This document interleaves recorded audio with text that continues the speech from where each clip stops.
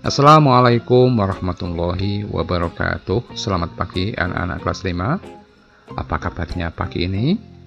Alhamdulillah, pagi ini kita belajar tematik lagi, yaitu tema 6, subtema 3. Untuk pagi ini kita belajar pada pembelajaran yang kelima pada subtema 3 ini. Anak-anak, untuk pagi ini kita belajar bahan konduktor dan isolator di sekitar kita. Anak-anak,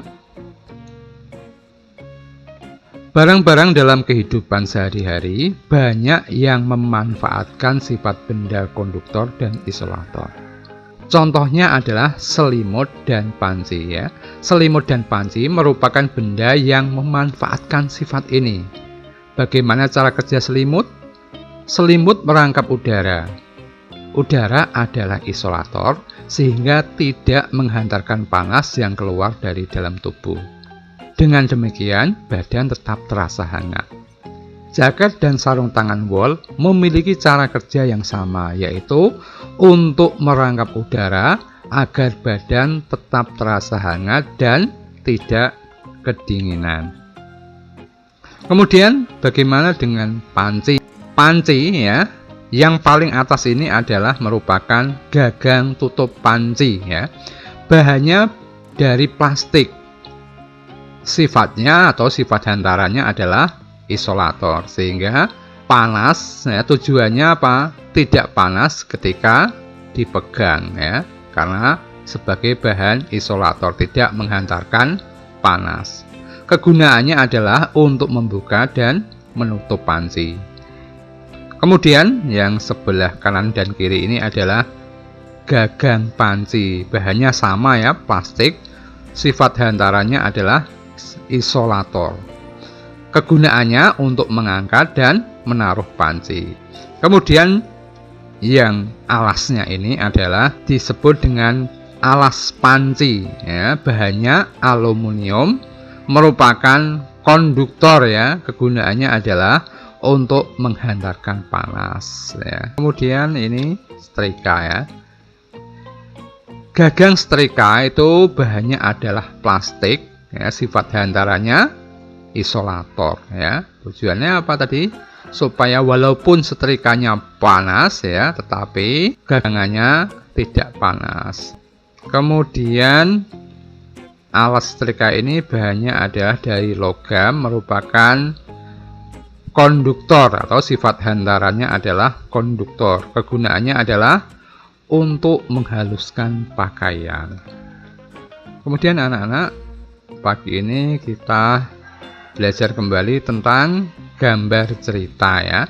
Gambar cerita adalah gambar yang menunjukkan kegiatan orang-orang atau binatang-binatang dalam suatu peristiwa ya. Gambar cerita itu dapat ditemui pada buku-buku cerita, terutama untuk anak-anak. Untuk menceritakan sebuah peristiwa, baik peristiwa yang benar-benar terjadi atau cerita yang sifatnya hanya imajinasi. Menggambar cerita itu dapat dilakukan dengan teknik kering dan teknik basah. Menggambar cerita dengan teknik kering tidak perlu menggunakan pengencer seperti air. Kemudian beberapa contoh media yang biasa digunakan dalam teknik kering ini adalah yang pertama pensil ya.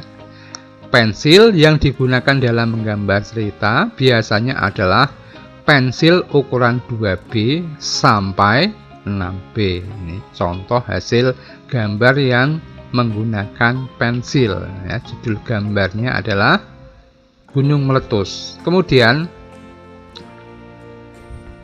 yang contoh berikutnya yang menggunakan teknik kering adalah dengan menggunakan krayon ya. Krayon memiliki beragam variasi warna ya. Krayon merupakan campuran antara lilin dan bahan berwarna yang aman untuk anak-anak. Krayon digunakan untuk menggambar cerita yang memerlukan variasi warna. Ini contoh gambar cerita dengan menggunakan krayon ya. Judul gambarnya Kepahlawanan.